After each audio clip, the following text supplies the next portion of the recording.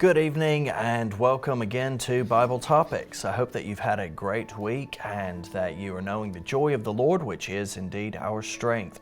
He is the one who continues to lead us in His path of righteousness. He makes a table in front of our enemies for us to feast at. And so with that in mind, we're going to go once again to one of the Bible feasts, rather two of the Bible feasts. We've talked about Passover, and often Passover is conflated with a full week. Generally, colloquially, Passover time is spoken of, and it is accurately about a week long. However, Passover itself technically is a meal. The Passover meal occurs at the beginning of a week, and then we have what's called a day of preparation, the day of preparation, which concludes in the evening, which is the beginning of a day in the Hebrew way of reckoning things, with the advent of the Feast of Unleavened Bread. And then as part of the same Passover period, we also have the Feast of First Fruits. So there's three essential. There's a lot of feasting going on this particular week. We have Passover, the Passover Seder meal, then we have the Feast of Unleavened Bread, and then we have the Feast of First Fruits. So really excited to be able to dive again into this Passover week and expand on some of what we've spoken about previously regarding the Passover itself.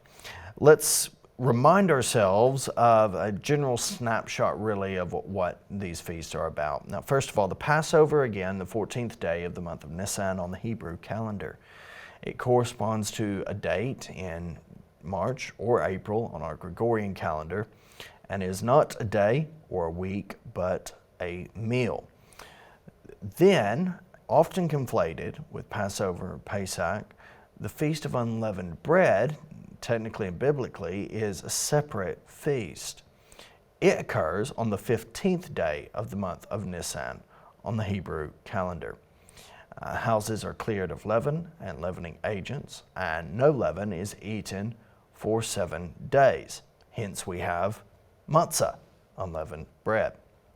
And then there's a further feast, which is a part of this same period, the Feast of the First Fruits. It's another feast within the Passover period, celebrated on the 16th day of Nisan. And it's part of that same period of the Feast of Unleavened Bread, but focus on, it's the second day of that feast, the third day of that Passover period, in which the first bundle of grain from the crops was brought to the priest, and God was praised as the source of the people's crops and their provision over all. And so the Passover period finds itself celebrating three particular instances of God's provision and help of His people. We have, in the first case, Passover itself, the Passover meal, reflective of that historic incident where God, He completely removes the Israelites, the Hebrews, as they were at that time called, from the land of Egypt, out of their slavery, the household of bondage that they were in, taking them to the promised land. Yes, there was a period of wilderness wandering that would last for 40 years, but during that period, these laws were given concerning observations that were to continue, including the celebration of the Passover meal. Beyond the Passover meal, we then had the Feast of Unleavened Bread, and as part of that, the Feast of First Fruits, which we're going to be talking about and diving into more this evening. First of all, the Feast of Unleavened Bread, Chag HaMatzot, is what's called in Hebrew. You can say that with me, Chag HaMatzot. It's the Feast of Unleavened Bread, and I want us to look at the origin of unleavened bread's use, to unpack the biblical picture that's significant here, and to reflect on some of the key Bible passages which will enlighten us as to the previous questions and topics that we want to cover as part of this Feast of Unleavened Bread. And then in relation to the Feast of First Fruits, we also will similarly be looking at what this is about and why it's so important. Okay, diving into Convocations, the Feast of Unleavened Bread. Let's go back to Exodus 12. Exodus 12. If you go to Exodus 12 from verse 15, what we can do is read from there that for 7 days you shall eat unleavened bread. Now remember, there's the Memorial Day, the Passover that's preceded. He's already spoken of that. And now for 7 days you shall eat unleavened bread. On the first day you shall remove leaven out of your houses. For if anyone eats what is leavened from the first day until the 7th day, that person shall be cut off from Israel. On the first day you shall hold a holy assembly, and on the 7th day a holy assembly. They're together. These are special Sabbaths that are given. No work shall be done on these days, but what everyone needs to eat, that alone may be prepared by you. And you shall observe the Feast of Unleavened Bread, for on this very day I brought your host out of the land of Egypt. Therefore you shall observe this day throughout your generations as a statute forever. In the first month, from the 14th day of the month at evening, you shall eat unleavened bread until the 21st day of the month at evening. For 7 days no leaven is to be found in your houses. If anyone eats what is leavened, that person will be cut off from the congregation of Israel, whether he is a sojourner or a native of the land. You shall eat nothing leavened. In all your dwelling places you shall eat unleavened bread. Okay, so this is the foundational text for this Feast of Unleavened Bread and its inauguration. Moving swiftly on, this is recounted again in Exodus 13 from verse 3. Moses says to the people, "Remember this day in which you come out from Egypt, out of the house of slavery. For by a strong hand the Lord brought you out from this place. No leavened bread shall be eaten. Today in the month of Abib you are going out. And when the Lord brings you into the land of the Canaanites, the Hittites, the Amorites, the Hivites, and the Jebusites, which he swore to your fathers to give you, a land flowing with milk and honey, you shall keep this service in this month. For 7 days you shall eat unleavened bread, and on the 7th day there shall be a feast to the Lord. Unleavened bread shall be eaten for 7 days. No leavened bread shall be seen with you, and no leaven shall be seen with you in all your territory. You shall tell your son on that day, it is because of what the Lord did for me when I came out of Egypt. And it shall be to you as a sign on your hand and as a memorial between your eyes, that the law of the Lord may be in your mouth. For with a strong hand the Lord has brought you out of Egypt. You shall therefore keep the statute as its appointed time from year to year. When the Lord brings you into the land of the Canaanites, as he swore to you and your fathers, and shall give it to you, you shall set apart to the Lord all that first opens the womb. All the firstborn of your animals that are males shall be the Lord's. Every firstborn of a donkey you shall redeem with a lamb. Or if you will not redeem it, he says, you shall break its neck. Every firstborn of man among your sons you shall redeem. And when in time to come your son asks you, what does this mean? You shall say to him, by a strong hand the Lord brought us up out of Egypt from the house of slavery. For when Pharaoh stubbornly refused to let us go, the Lord killed all the firstborn in the land of Egypt, both the firstborn of man and the firstborn of animals. Therefore I sacrifice to the Lord all the males that first open the womb, but all the firstborn of my sons I redeem.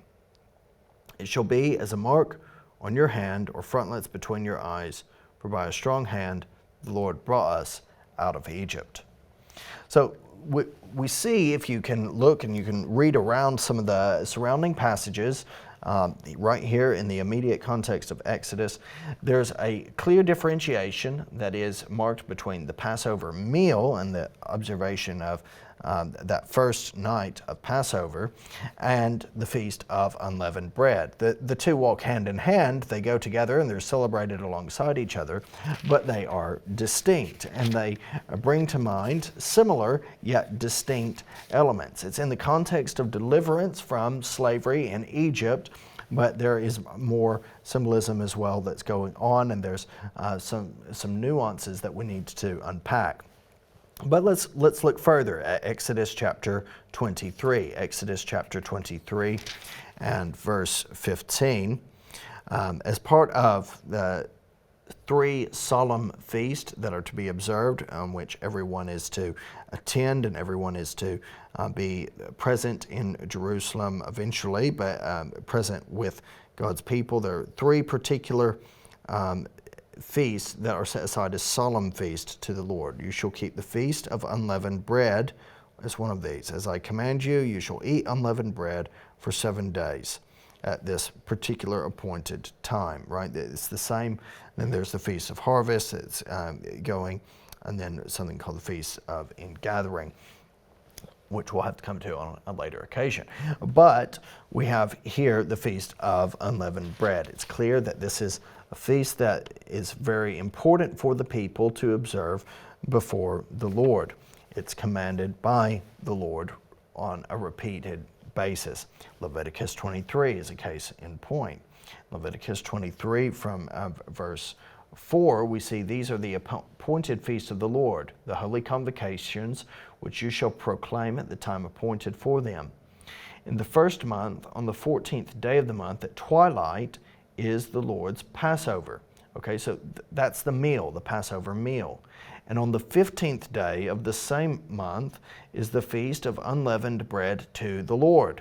For 7 days you shall eat unleavened bread. On the first day you shall have a holy convocation. You shall not do any ordinary work, but you shall present a food offering to the Lord for 7 days. On the 7th day is a holy convocation. You shall not do any ordinary work.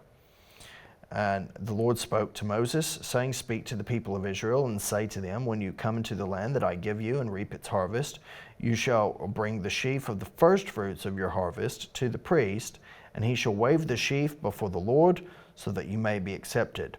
On the day after the Sabbath, the priest shall wave it. And on the day when you wave the sheaf, you shall offer a male lamb 1 year old without blemish as a burnt offering to the Lord. And the grain offering with it shall be 2/10 of an ephah of fine flour mixed with oil, a food offering to the Lord with a pleasing aroma, and the drink offering with it shall be of wine, 1/4 of a hin.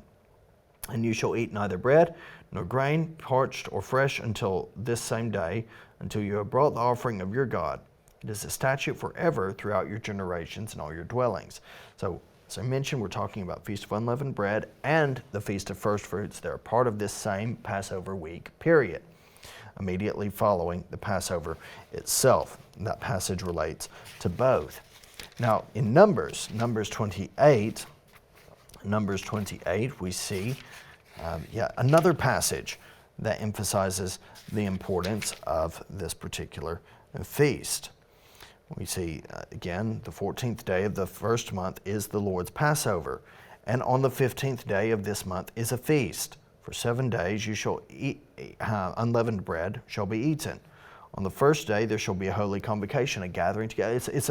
Basically it's repeated. There's specific delineation of what offerings should be provided: a burnt offering, a food offering to the Lord, 2 bulls from the herd, 1 ram, 7 male lambs 1 year old. See that they are without blemish. Also the grain offering of fine flour mixed with oil, 3/10 of an ephah you shall offer for a bull, and 2/10 for a ram. 1/10 shall you offer for each of the 7 lambs. Also 1 male goat for a sin offering to make atonement for you. You shall offer these besides the burnt offerings of the morning, which is for a regular burnt offering. So these are in addition to what's meant to be the regular sacrifice system. In the same way, you shall offer daily for 7 days the food of a food offering with a pleasing aroma to the Lord. It shall be offered besides the regular burnt offering and its drink offering. And on the 7th day you shall have a holy convocation. You shall not do any ordinary work. Okay, so you see already, again, the Feast of Unleavened Bread is critical and is important according to the Torah, according to the law's framework here in the Old Testament. Now, once more, Deuteronomy. Across the board, we see this referenced. It's emphasizing the importance of this. It's clear how many times it's been emphasized that here it's important to the Lord. Observe the month He says of Abib, and keep the Passover to the Lord your God. From the month of Abib, the Lord your God brought you out of Egypt by night, and you shall offer the Passover sacrifice to the Lord your God from the flock or the herd at the place that the Lord will choose to make his name dwell there. You shall eat no leavened bread with it. For 7 days you shall eat it with unleavened bread, the bread of affliction. For you came out of the land of Egypt in haste, that all the days of your life you may remember the day when you came out of the land of Egypt. No leaven shall be seen with you in all your territory for 7 days, nor shall any of the flesh that you sacrifice on the evening of the first day remain all night until morning. You may not offer the Passover sacrifice within any of your towns that the Lord your God is giving you, but at the place that the Lord your God will choose to make his name dwell in it. There you shall offer the Passover sacrifice. He's saying this is where the temple essentially is what it's pointing to, where the tabernacle is going to be as well. In the evening at sunset, at the time you came out of Egypt, you shall cook it and eat it at the place that the Lord your God will choose. And in the morning you shall turn and go to your tents. For 6 days you shall eat unleavened bread, and on the 7th day there shall be a solemn assembly to the Lord your God. And you shall do no work on it. And then following that period, we see there's a counting of 7 weeks. There's 50 days essentially leading up to what we call Pentecost or Shavuot.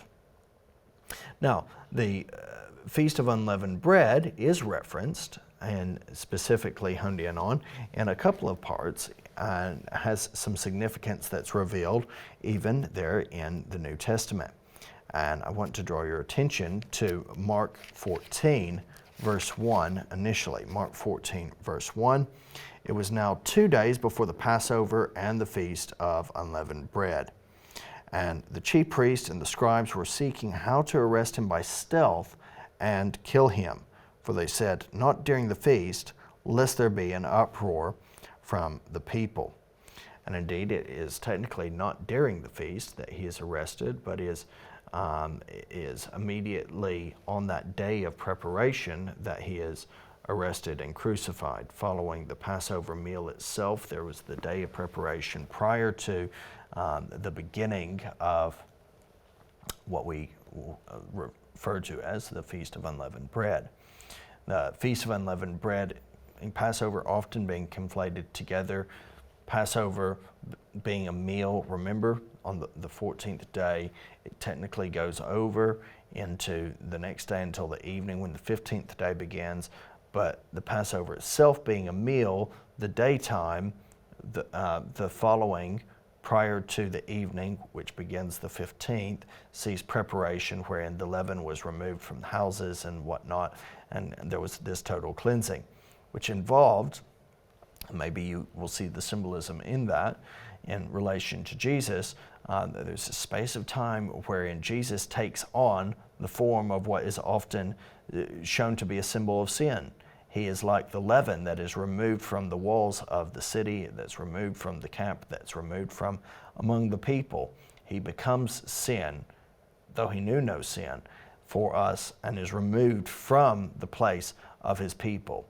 Though he was with his people, though he was fully God and fully man, though he had, as John 1 says, tabernacled with us, though he was God with us, he is now removed as if he is leaven from among the people to take our sins on himself and to make atonement with the blood of his cross. Let's fast forward following the resurrection and the ascension. As the gospel is going forward, we see a reference that's important as well in the Acts. In Acts chapter 12, you can go to Acts chapter 12 and you can consider what we'll do. We'll read actually from verse 1. About that time, Herod the king laid violent hands on some who belonged to the church. He killed James, the brother of John, with the sword. And when he saw that it pleased the Jews, he proceeded to arrest Peter also. This was during the days of unleavened bread. When he had seized him, he put him in prison, delivering him over to 4 squads of soldiers to guard him, intending after the Passover to bring him out to the people. So Peter was kept in prison, but earnest prayer for him was made to God by the church. So you see even there that there is some kind of conflation between the Passover and the Feast of Unleavened Bread. And it's very, very important that we acknowledge what's going on, that there is oftentimes that intermingling of terminology. Passover is technically a meal, the Feast of Unleavened Bread, and then we have the Feast of First Fruits, all there together. However, they are often colloquially referred to simply as Passover. Now, there may be some who have rightly noted, and they've seen, okay, well, you said earlier, hold on, this is all taking place in the month of Nisan. But in the text, it says in a couple of places, there's a different name for it. It's taking place in the month of Abib. Now, again, hopefully this is something that you can yourself look into and find assurance on, but Abib is the same month as Nisan. They both refer to the same month in the Hebrew calendar. It's the same, typically falling in March and April. It's simply an older Canaanite name used before the Babylonian exile, while Nisan is the more commonly used name following the Babylonian exile. It's the terminology following the exile there. So we see both are accurate, both refer to and relate to the same incident.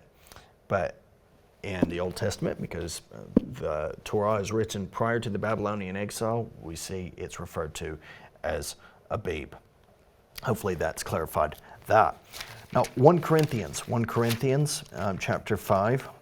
1 Corinthians chapter 5 is very important as well to consider. 1 Corinthians 5 emphasizes and shows us the leaven among us, and he's talking about immorality that's come within the church congregations. Particularly in Corinth, there's been a horrifying scenario where a man has married his father's wife. Now, there's debate as to what exactly has gone on here. Most believe that the man's father has actually died and that his much younger wife is now in a relationship and is involved sexually with the young man. Whether or not they're married in the eyes of the law or not at that point, it's not specified, but there seems to be some degree of celebration and some degree that there's nothing amiss with this, even though it goes against completely the whole spirit of the law that we see in the scriptures. So I'll read here. He speaks of Jesus being our Passover lamb. In verse 6, he says, "Your boasting is not good. Do you not know that a little leaven leavens the whole lump? Cleanse out the old leaven, that you may be a new lump, as you really are unleavened. For Christ, our Passover lamb, has been sacrificed. Let us therefore celebrate the festival, not with the old leaven," he identifies that as the leaven of malice and evil, "but with the unleavened bread of sincerity and truth." And then he speaks of what this looks like and just how there's a sense of God's judgment upon, and how we should also be rightly discerning among our own selves. So those are passages that I believe are relevant when we consider the significance of unleavened bread and the feast of the unleavened bread.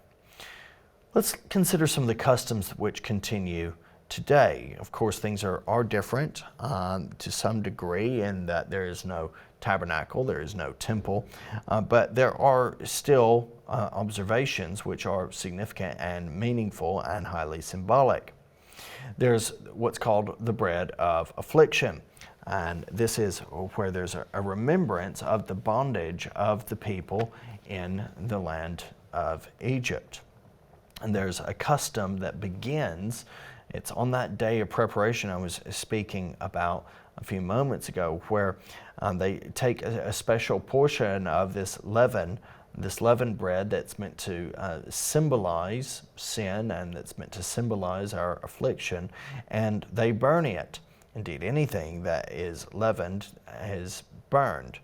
And throughout the land of Israel, even today in Orthodox communities, you can still see this bread of affliction, as it's called, this reflection and a reminder of the people's bondage in slavery in Egypt, thrown upon the fire. Some years ago, my wife, Rachel, was taking some photos around Jerusalem of this process wherein the rabbis and ultra Orthodox and religious in the land were lighting fires and burning this bread and other products that were leavened. And across these areas, there was cleansing of various artifacts and elements used in the feast period that was taking place.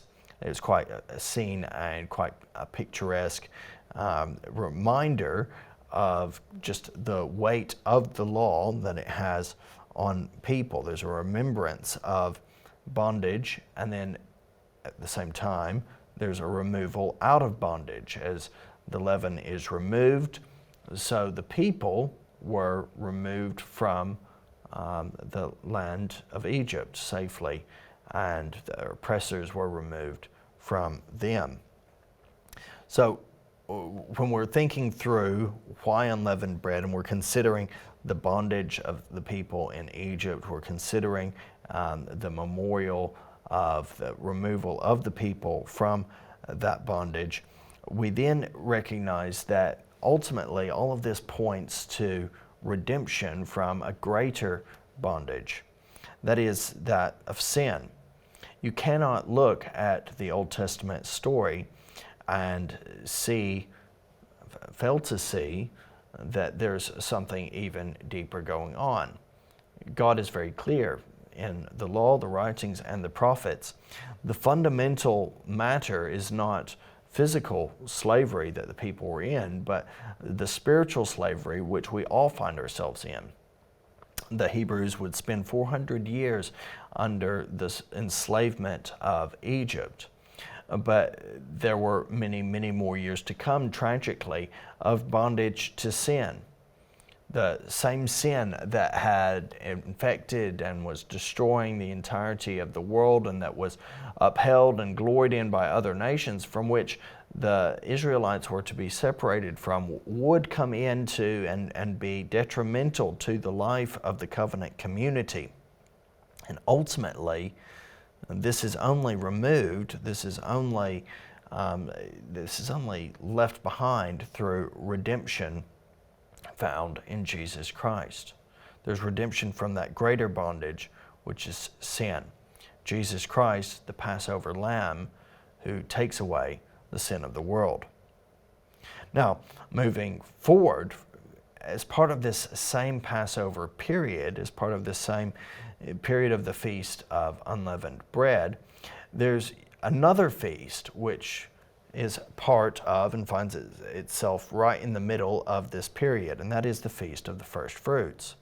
We can't really meaningfully consider the Passover week and the Feast of Unleavened Bread without recognizing there's a completely separate feast that's differentiated as part of that Passover week, celebrated specifically on the 16th day of Nisan. It involves the first bundle of grain from the crops being brought to the priest, and God is praised as the source of the crops and provision over all. Let's go again and just remind ourselves of what's going on here and of how this is meant to be a separate observation as part of this whole festival week. It's there, again, you can see in Exodus 23, verse 19. He says, in the context the same of not offering the blood of sacrifice with anything leavened or letting the fat of the feast remain until the morning in that Passover period, he says, the best of the first fruits of your ground you shall bring into the house of the Lord your God. You shall not boil a young goat in its mother's milk. These are laws about the Sabbath and festivals, right? And so you have some random and some varying laws that are given at this point in time. But he speaks specifically of how all of this is meant to be done in a way that glorifies God and that focuses on the first fruits, the first offspring, essentially being brought, the best of it, into the house as an offering for God. Verse 16 says, "You shall keep the feast of harvest of the first fruits of your labor of what you sow in the field." And so the reality is there are several feasts throughout the period. I want to be clear in differentiating these a little bit. There are 3 particular feasts that specifically deal with first fruits. This is one of these feasts. There were feasts that dealt with the first fruits of barley, another feast that deals with first fruits of wheat. This would be the Feast of Weeks that comes up later on. Shavuot has to deal with and offers a sacrifice of the first fruits there. And then you have later on the feast, a feast which has to do more with offering the first fruits of the vine and the grape harvest. But let's go swiftly now to Leviticus 23 once more. And just to make the point that these are differentiated, these are meant to be observed as separate observances. The Lord spoke to Moses, saying, "Speak to the people of Israel. When you come to the land I give you, bring the sheaf of the first fruits of your harvest to the priest. He waves the sheaf before the Lord." So they take the best of this, which we've already read about, and they offer it before the Lord. They wave it in the Lord's presence, and this is all for the sake of acceptance, for the sake of being accepted by God. It's recognizing that God is the giver of everything good. It's recognizing that God is the provider. He gives us, after all, our daily bread. He is the one who enables the crops to bear its fruit. This is a principle that is not only introduced here. We see it indeed very early in the biblical narrative. There in Genesis chapter 4, when Cain and Abel are making sacrifices to God, right at the beginning. There's this desire to be accepted by God, desire to be recognized and known by God and to be in right relationship with Him, a desire to see restored what was lost through the sin of Adam and Eve at Eden. And so they take, or meant to take, the first fruits of what they had been granted by God. What's clear is that Abel takes the first fruit of his flock. He takes, as a shepherd, one of the first fruits of his flock of sheep. He makes a sacrifice.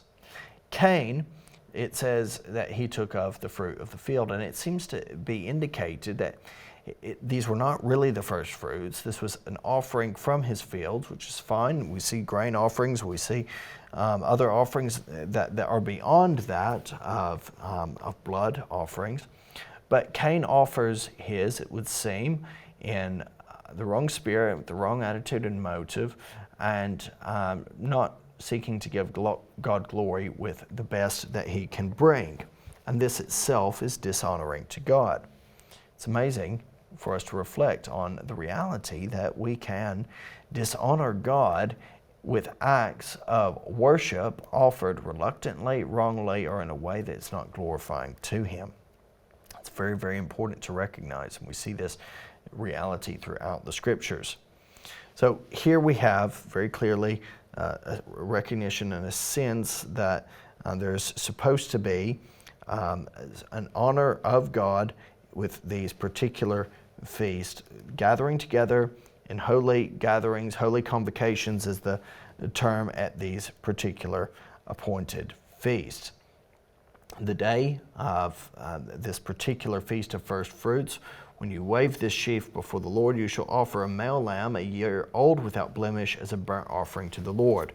The grain offering with it shall be 2/10 of an ephah of fine flour mixed with oil, a food offering to the Lord with a pleasing aroma, and the drink offering with it shall be of wine, 1/4 of a hin. And it is still in that time of unleavened bread. You shall eat neither bread nor grain parched or fresh until the same day, until you have brought the offering of your God. It's meant to continue throughout the generations. Now, over in Deuteronomy 26, there's a lot of passages here, but I think it's so important that we root ourselves in what God's Word is saying, first and foremost, that we root ourselves in the truth of who God is and who He has called us to be, and how He has worked in all times and at all points in redemptive history. Deuteronomy 26, verse 1. When you come into the land that the Lord your God is giving you for an inheritance, and have taken possession of it and live in it, you shall take some of the first of all the fruit of the ground, which you harvest from your land that the Lord your God is giving you, and you shall put it in a basket. And you shall go to the place that the Lord your God will choose to make His name to dwell there. And you shall go to the priest who is in office at that time and say to him, I declare today to the Lord your God that I have come into the land that the Lord swore to our fathers to give us. Then the priest shall take the basket from your hand and set it down before the altar of the Lord your God. And you shall make response before the Lord your God. And this is a common prayer, still prayed to this day. A wandering Aramean was my father, and he went down into Egypt and sojourned there, few in number, and there he became a nation, great, mighty, and populous. And the Egyptians treated us harshly, and humiliated us, and laid on us hard labor. Then we cried to the Lord, the God of our fathers, and the Lord heard our voice and saw our affliction, our toil, and our oppression.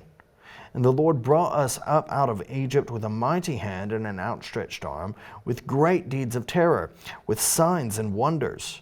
And He brought us into this place and gave us this land, a land flowing with milk and honey. And behold, now I bring the first of the fruit of the ground, which you, O Lord, have given me. And you shall set it down before the Lord your God, and worship before the Lord your God. And you shall rejoice in all the good that the Lord your God has given to you and to your house, you and the Levite and the sojourner who is among you.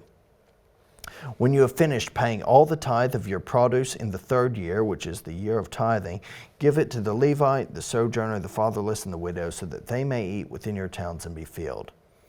Then you shall say before the Lord your God, I have removed the sacred portion out of my house, the first fruits, right?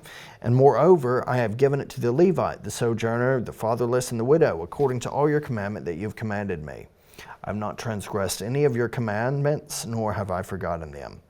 I have not eaten of the tithe while I was mourning, or removed any of it while I was unclean, or offered any of it to the dead. I have obeyed the voice of the Lord my God. I have done according to all that you have commanded me. Look down from your holy habitation, from heaven, and bless your people Israel, on the ground that you have given us, as you swore to our fathers, a land flowing with milk and honey. And it's indicated that this statute, that these commands are meant to be dedicated, and these are meant to be ongoing throughout each and every generation. Now, 1 Corinthians 15. We'll read a passage in the New Testament that I believe relates. 1 Corinthians chapter 15 from verse 20. In fact, Christ has been raised from the dead, the firstfruits of those who have fallen asleep. For as by a man came death, by a man has also come the resurrection of the dead. For as in Adam all die, so also in Christ shall all be made alive, but each in his own order. Christ the firstfruits, then at his coming, those who belong to Christ. Then comes the end, when he delivers the kingdom to God the Father, after destroying every rule and every authority and every power. For he must reign until he has put all his enemies under his feet. The last enemy to be destroyed is death. For God has put all things in subjection under his feet. But when it says all things are put in subjection, it is plain that he is accepted who put all things in subjection under him. When all things are subjected to him, then the Son himself will will also be subjected to him who put all things in subjection under him, that God may be all in all. So you see there the clarity that Christ is also the first fruits. He is spoken of as the first fruits. Now, technically, these three feasts specifically, as I mentioned, saw offerings of first fruits. There's the Feast of Tabernacles, which involved offering the first of the olive and grape harvests. The Feast of Weeks involved offering the first of the wheat harvest. The Feast of First Fruits, what we're talking about now, our focus today within the Passover period, specifically involved offering the first of the barley harvest. So what exactly is the point of the first fruits? We've talked about unleavened bread. Why first fruits, and why is it all in the same thing? Why is it all at the same time? This is how God's planned it, of course, but what is the significance of the first fruits? And does it have any enduring relevance for you and I as followers of Jesus today? Well, first of all, there's a recognition of potential poverty. As we were reading those passages, I think you will have seen very clearly that these are offerings of thanksgiving to the Lord, recognizing that without the Lord's abounding provision, we would be lacking. We would be facing poverty. We would be facing challenge. We would be facing deprivation. When Jesus teaches the prayer, "Give us this day our daily bread," that in and of itself is likewise a reflection of our total reliance and dependence on God for even the most basic elements of sustenance for daily life. In offering of the first fruits, I am saying, God, what you have given has abounded in such a way that I'm giving back, I'm giving to you, recognizing that I would be without you completely impoverished. So I am going to now take of what you have given and give a portion back. There's furthermore an acknowledgement of providential provision. So I'm recognizing that without God's provision, I would experience poverty. I'm also acknowledging that God in His providence has provided for my needs. He has provided in the Old Testament context of the archaeological existence of these people. He's given provision to the crops. I dare say in our context today, where maybe you are not working in agriculture, maybe you are not conscious of your dependence on good crops, but the reality is you and I are. We are reliant on God allowing there to be good crops across the world wherein we can be blessed by and able to have food and nourishment. Not everyone is able to experience that. So we are recognizing God has providentially provided. He doesn't have to. There is much that God could judge. There is much that God could take away from, but He has chosen to give, and we recognize that, and so we give back to Him. There's also a reminder of personal priorities. The be-all and end-all of your life and my life is not what we receive, and it should not be about material gain or prosperity. Rather, in the giving of the first fruits in the Old Testament, there was a recognition that the personal priority should be on giving God glory and worship. You can apply this to your day-to-day life. What is your personal priority? What exactly does your life look like? What are you living for? Is it work? Is it recreation? Is it retirement? Is it prosperity? Is it personal wealth and well-being? Health, perhaps? What is your primary priority?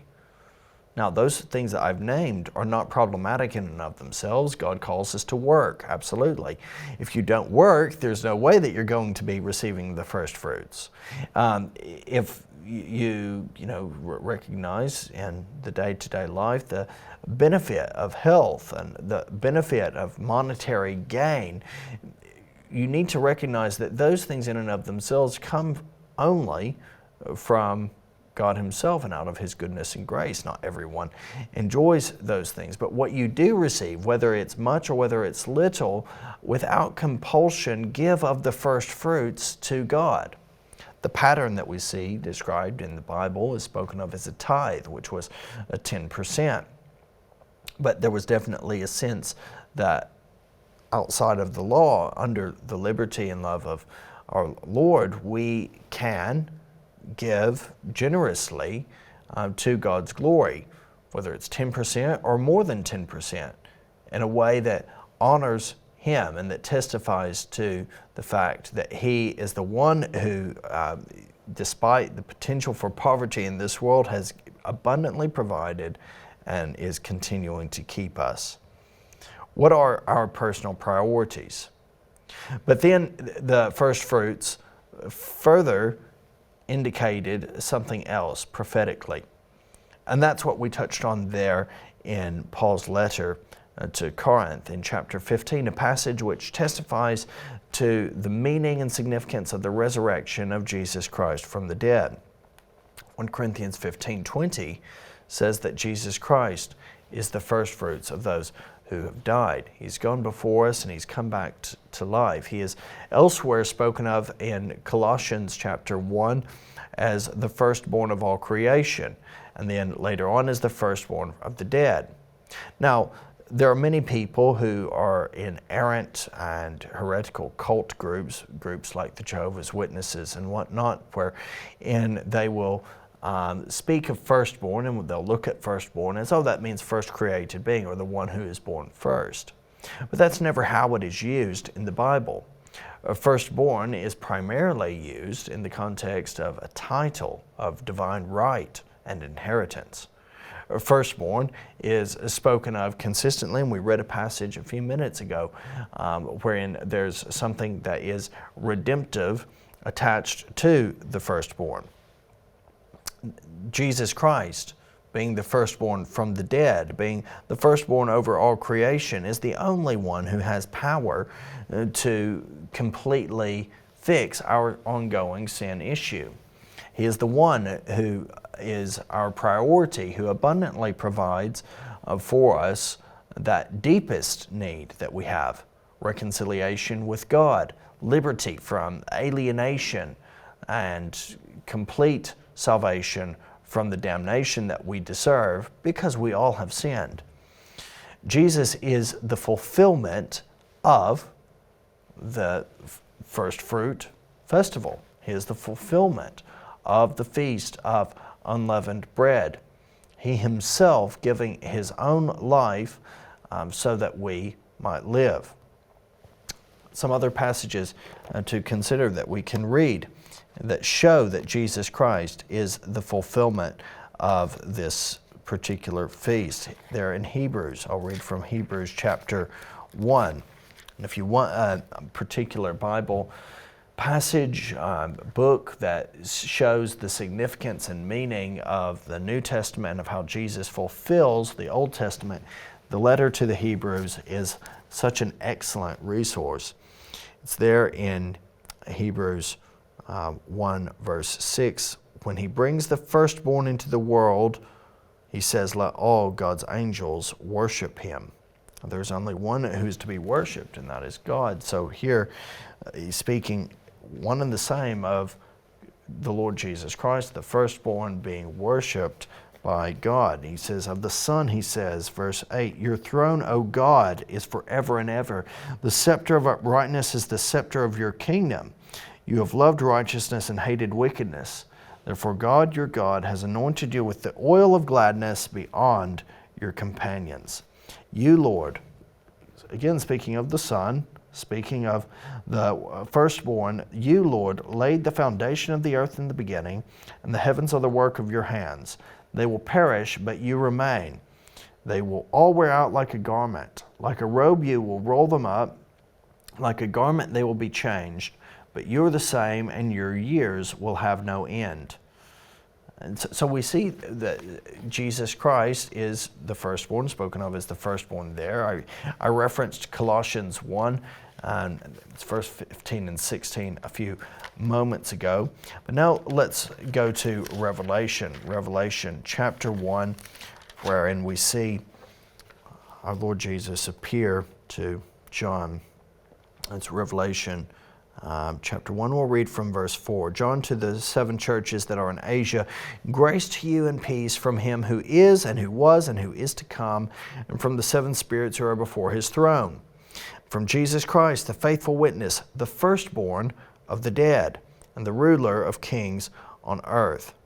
To him who loves us and has freed us from our sins by his blood, and made us a kingdom, priests to his God and Father. To him be glory and dominion forever and ever. Amen. Then he goes on as he appears. He says, fear not, to John. I am the first and the last and the living one. I am the first. I am the first and the last and the living one. I died, and behold, I am alive forevermore, firstborn from the dead. And I have the keys of death and Hades, ruler, the one who is over it all. Write therefore the things that you have seen, those that are and those that are to take place after this. Jesus Christ is the fulfillment of these feasts. Jesus Christ is the fulfillment of these festivals. And in relation to this particular feast, the first fruits, Jesus is the fulfillment. You and I are the fruit. It's there in James. The letter of James speaks very clearly to this. James chapter 1. We'll read from James chapter 1. Do not be deceived, verse 16 says, my beloved brothers. Every good gift and every perfect gift is from above, coming down from the Father of lights, with whom there is no variation or shadow due to change. Of his own will he brought us forth by the word of truth, that we should be a kind of first fruits of his creatures. So you see how Jesus Christ is the fulfillment. You and I are spoken of in this way as the fruit. We are meant to reflect who God is and his desire for this creation. We can be deceived by the lies of the evil one into thinking that for some reason, because of all of the chaos and the wrong and the bad that's in this world, that God himself is not good and that the things that come from God are not good. But he says, don't be deceived. Every good and perfect gift is from above. It comes from the Father of lights. And the greatest gift of all, the best news of all, is that you and I, of his own will, have been brought forth by the word of truth, that we should be a kind of first fruits of his creatures. That's wonderful news, that you and I are able to stand in right relationship with the Lord of heaven and earth, who himself is the first fruit of salvation, and you and I follow. Just as he was raised from the dead, so we will be raised from the dead. He's the firstborn from the dead, the first fruits from the dead. 1 Corinthians 15 speaks of him in that way, indicating that you and I have a hope beyond this life. So I do believe that the principles of these feasts hold true. Now, the scriptures are very clear in Romans 14 that you can observe the feasts and festivals. You can choose not to observe these feasts and festivals. But certainly the spirit behind them and the principles that we learn therein, the deep and rich meaning of these feasts should be appreciated and celebrated by every true follower of Jesus Christ, as they point to the reality of how much we need salvation, how much we need the anointed, appointed one of God, the Messiah, to come and set us free from the law of sin and death. The feasts themselves are not meant to be binding in an enslaving way. Rather, they're meant to be indicators of the liberty that we have, that liberty that we have even to feast in the presence of our enemies.